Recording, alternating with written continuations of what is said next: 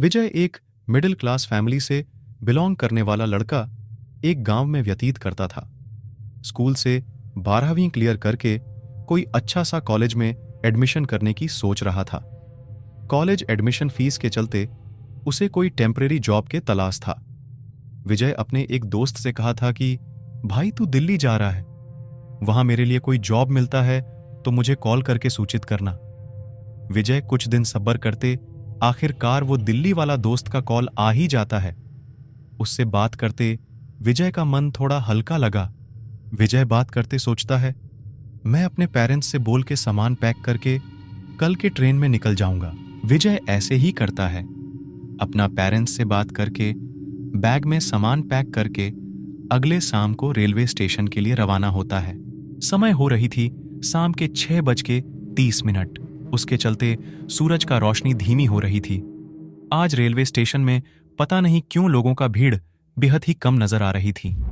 इस चीज को अनुभव करने में थोड़ा अजीब तो लग रहा था, पर उसे दिल्ली के ट्रेन पकड़ के दिल्ली भी तो जाना था। विजय टिकट काउंटर की ओर जाता है। वहां काउंटर में खड़े होके दिल्ली ट्रेन के बारे में पूछता है, भाई साहब दिल्ली के लिए कौन सी ट्रेन है? वर्तमान के लिए। काउंटर में बैठा आदमी विजय के विपरीत दिशा में उसका शकल था। विजय जैसे ट्रेन के बारे में पूछता, उस आदमी का गर्दन विजय की तरफ घूम जाता है। उस दृश्य को देख विजय शॉक हो जाता है, देख के दंग रह जाता है। उसके बाद वो आदमी अपना शरीर को भी विजय की तरफ घुमा लेता है। तभी विजय घबराते हुए ट्रेन के बारे में वही सवाल फिर से दोहराता है।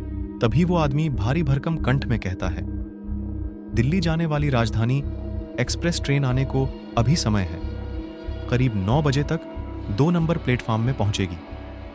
विजय उस आदमी की आवाज से थोड़ा भयभीत हो रहा था। विजय हकलाते हुए कहता है, ठीक है, वही ट्रेन का एक टिकट दीजिए। तभी वह आदमी खून से भीगा हुआ कैंची निकालता है और एक कपड़ा से पोंछता है। फिर वही कैंची से टिकट को काटते हुए टुकड़ा करता है। विजय वही भयभीत वाली बर्ताव को देख उसका पसीना छूटने लगता है। उसका आंखें फटी की फटी रह जाती है।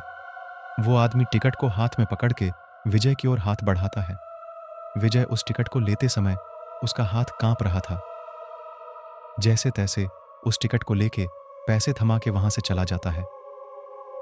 2 नंबर प्लेटफॉर्म में जाके राजधानी एक्सप्रेस का इंतजार करने लगता है। विजय वहीं टिकट काउंटर वाला आदमी के बारे में सोच के परेशान हो रहा था। एक एक बार उसे लग रहा था, ये मेरा वहम है। उस आदमी का बर्ताव उसका दिमाग को चुभ रही थी। देखते ही देखते रात के 9 बज जाती है। राजधानी एक्सप्रेस हॉर्न के दहाड़ के साथ 2 नंबर प्लेटफॉर्म की ओर आ रही थी। ट्रेन के दहाड़ से विजय उठ खड़ा होता है। ट्रेन के करीब जाके जनरल बोगी को ढूंढने लगता है। ट्रेन के पिछले हिस्से की तरफ विजय को जनरल बोगी मिलती है। विजय वही जनरल बोगी में चढ़ जाता है। विजय उस बोगी को निहारता है, पर बोगी के अंदर कोई भी इंसान नजर नहीं आ रहा था। बोगी के आगे पीछे पूरा सन्नाटा का माहौल रहता है। विजय अपने आप को बोगी के अंदर अकेले पाके उसे घबराहट सी हो रही थी। विजय ट्रेन से उतरकर दूसरा बोगी में जाने की सोचता है, लेकिन उससे पहले ट्रेन अपना हॉर्न के दहाड़ से चलने लगती है। उसके चलते विजय मजबूर होकर एक शीट में जाके बैठ जाता है। विजय अकेलापन में उसे घुटन सी महसूस हो रही थी। विजय सोचता है, कोई अगला स्टेशन आएगा तो वो कोई दूसरा बोगी में चढ़ जाएगा। वही सोच के अगला स्टेशन का इंतजार करने लगता है, पर ट्रेन 100 की स्पीड से कंटिन्यू जा रही थी। उसका गति कम होने का नाम ही नहीं ले रही थी। विजय को बैठते बैठते उसे आंख लग जाती है। उसका आंखें नींद के चलते बंद हो रही थीं। तभी अचानक से टीसी आ जाता है। विजय टीसी को देख थोड़ा विचलित हो रहा था। उसे थोड़ा अजीब लग रहा था। उसे ऐसे लग रहा था जैसे कि वही टीसी आदमी को पहले भी देखा है। टीसी को देख विजय याद करता है। टीसी एक काला सा कोट पहना हुआ था। उसके दाएं हाथ में एक फाइल पकड़ा हुआ था। उसके बाएं हाथ में एक कैंची पकड़ा हुआ था। विजय वही कैंची को देख उसे झट से याद आ जाता है। वो आदमी कोई नहीं बल्कि वही टिकट काउंटर वाला आदमी ही है। उसे देख विजय का बदन कांपने लगता है। उसका शरीर आग के रूप से बदल जाती है। शरीर से पसीना बहने लगता है। वो आदमी विजय की ओर आ रहा था। विजय का करीब खड़े होकर टिकट टिकट कहता है। विजय कांपते हुए अपने जेब में हाथ डाल के टिकट निकालने लगता है, पर विजय के जेब से कोई टिकट नहीं मिल रही थी। विजय अपने सारे जेब को चेक करता है, लेकिन टिकट कहीं नहीं होता। सामने खड़ा वो आदमी क्रोधित हो रहा था। विजय घबराते हुए कहता है, सर, टिकट मैं लिया था, पर पता नहीं क्यों नहीं मिल रहा है। उतना कहने पर वो आदमी और भी बेहद क्रोधित हो जाता है। हाथ में पकड़ा कैंची से विजय के गर्दन में जोर जोर से लगातार प्रहार करने लगता है। उसके चलते विजय के गर्दन से खून की पिचकारी निकलने लगता है। विजय दर्द के पीड़ा से चिल्लाने लगता है। तभी ट्रेन एक जोरदार हॉर्न मारती है। उसके चलते विजय होश में आता है, जोर जोर से हाँफते हुए। मन ही मन में कहता है, क्या ये सपना था? इस भयभीत सपना से विजय का धड़कन तेज के सहित जोरों से हाँफने लगता है। विजय शीट से उठ खड़ा होता है, उस बोगी के टॉयलेट की तरफ चला जाता है। अपना फेस वॉश करने के लिए वहां का नल चालू करता है। जैसे चालू करता है, वहां से खून बहने लगते हैं। तुरंत नल को बंद करते वहां से घबराते हुए अपने शीट में जाके बैठ जाता है। थोड़ी देर के लिए सब कुछ शांत हो जाता है। विजय अभी भी डर के चलते सहमा नजर आ रहा था। तभी अचानक से विजय को किसी आदमी की कंठ से गाना गाने की आवाज सुनाई देती है। विजय को थोड़ा अजीब लगा। मन ही मन में ऐसे कैसे हो सकता है? ट्रेन तो कंटिन्यू चल रही है, कहीं रुकी भी नहीं है, तो इस बोगी में कौन आ सकता है? विजय पीछे पलटता है।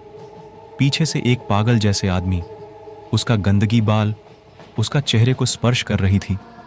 उसका गंदा कपड़ा जगह जगह में फटा हुआ नजर आ रहा था। वो गाना गाते नाचते हुए विजय के करीब आ रहा था। विजय उस आदमी को देख थोड़ा घबरा रहा था।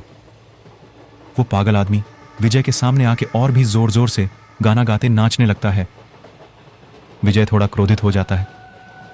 वहां से कोई दूसरा शीट में जाके बैठ जाता है, पर वो पागल आदमी विजय का कहां पीछा छोड़ने वाला। वो भी विजय के पास चला जाता है।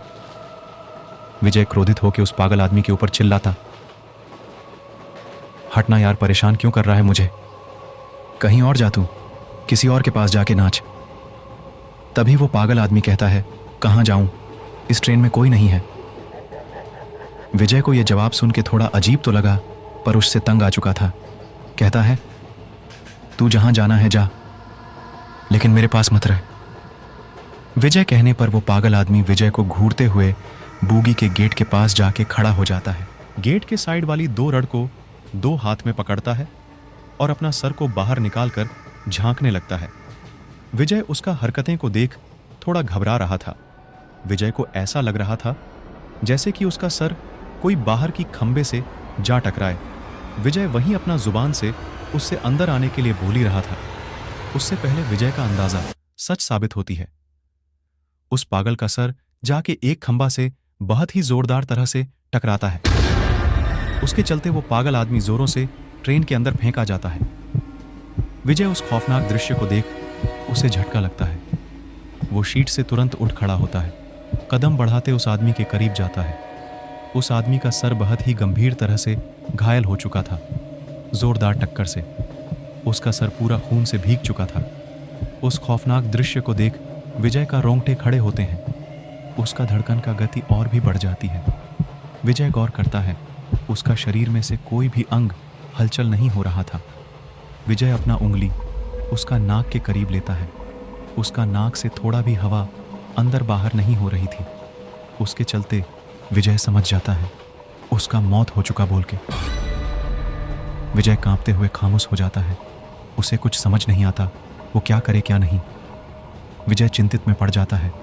उस आदमी से दूर होके एक शीट में जाके बैठ जाता है। तभी ट्रेन एक जोरदार हॉर्न मारते हुए अपना गति को थोड़ा धीमी कर लेती है। चलते चलते एक सुनसान जगह में जाके रुक जाती है। उसके चलते विजय हड़बड़ी से अपना बैग उठा के वहीं बुग्गी से उतर जाता है।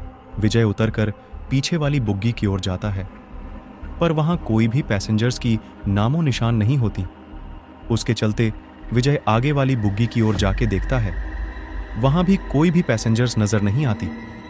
बुग्गी के अंदर सन्नाटा का माहौल छाया हुआ था। उसके चलते विजय मजबूर होके वही बोगी में ठहरने की सोचता है। ट्रेन अपना हॉर्न मारते चल पड़ता है। विजय अपना बैग को साइड करते बैठ जाता है। विजय की आंखों में वही पागल आदमी की हादसा झलक रही थी। विजय अपने फोन निकाल के किसी को मदद के लिए कॉल करने की सोचता है, परंतु फोन में नेटवर्क नामो निशान नहीं था। तभी अचानक से वही गाना गाने की आवाज विजय के कान में गूंजती है। यह आवाज वही पागल आदमी का कंठ लग रहा था। उसे सुन विजय हक्का बक्का हो जाता है। तभी विजय पीछे पलटता है। पीछे पलटते विजय का शरीर मानो थोड़ी समय के लिए फ्रिज हो जाता है। उसे देख आंखें फटी की फटी रह जाती हैं। वही पागल आदमी ही होता है। अब इस बार बहुत ही खौफनाक दिख रहा था। उसका गंदी बाल चेहरे को स्पर्श कर रहा था। अब शरीर का रंग भी बदल चुका था। उसका नाखून कोई धार तलवार से कम नहीं था। दिखने में लंबा था। इस बार वो नाचते हुए नहीं आ रहा था। पूरा भयभीत आवाज शोर से गाना गाते विजय की तरफ आ रहा था। विजय अपने शीट से उठ खड़ा होता है। उसे देख विजय का शरीर लड़खड़ाते हुए कांप रहा था। वो पागल आदमी विजय के करीब कदम बढ़ाते आ रहा था। विजय उसे दूर जा रहा था। जाते जाते विजय बोगी के डोर के पास पहुंच जाता है। वो आदमी भी विजय के करीब जा रहा था। उसे करीब आते देख सोचता है विजय बोगी से कूद जाएगा, परंतु ट्रेन का रफ्तार मौत का घाट दिखा रही थी। ट्रेन का रफ्तार बेहद ही तेज थी। उसके चलते विजय कूदने की हिम्मत जुटा नहीं पा रहा था। देखते ही देखते वो पागल आदमी विजय के पूरा करीब आके विजय के ऊपर झपटता है। विजय के गर्दन में उसका धारधारी नाखून से लगातार भौंक देता है। विजय वहां से हिल भी नहीं पाता। विजय के गर्दन से खून की पिचकारी निकलने लगते हैं। विजय दर्द के पीड़ा से जोरों से चीखते चिल्लाने लगता है। विजय दर्द के पीड़ा से वहीं दम तोड़ देता है। उसके साथ विजय का मौत हो जाता है। सुबह होते ही उस लाश के करीब भीड़ लग जाती है। उस लाश को देख सब लोग दंग रह जाते हैं। बहुत ही बेरहमी से उसका मौत हो चुका था। उसका शरीर में से सर ही नहीं होता, केवल सर को छोड़ शरीर पड़ा होता है। लोगों का कहना है कि रात के समय जो भी वही ट्रेन में सफर करता, उसके साथ ऐसी खौफनाक दुर्घटना घट जाती है। और यह भी कहना है कि उस ट्रेन में रात के समय बुरी आत्माएं अपना घर बसाए रहते हैं। आज तक कोई भी व्यक्ति अनुभव नहीं कर पाया इस घटना के बारे में। दोस्तों, ये एक मनगढ़ंत कहानी है, परंतु ऐसी घटनाएं हकीकत रूप से होती है। ये थी आज की खौफनाक कहानी। अगर आपको मनोरंजन मिली हो तो एक लाइक के साथ अपने दोस्तों को शेयर करें और ऐसी दिल दहला देने वाली कहानी के लिए सब्सक्राइब करें। अगर आपके पास ऐसी कहानियां हैं तो हमें इंस्टाग्राम पे संपर्क करें। हम आपकी कहानी को इस चैनल पर दर्शाएंगे। धन्यवाद।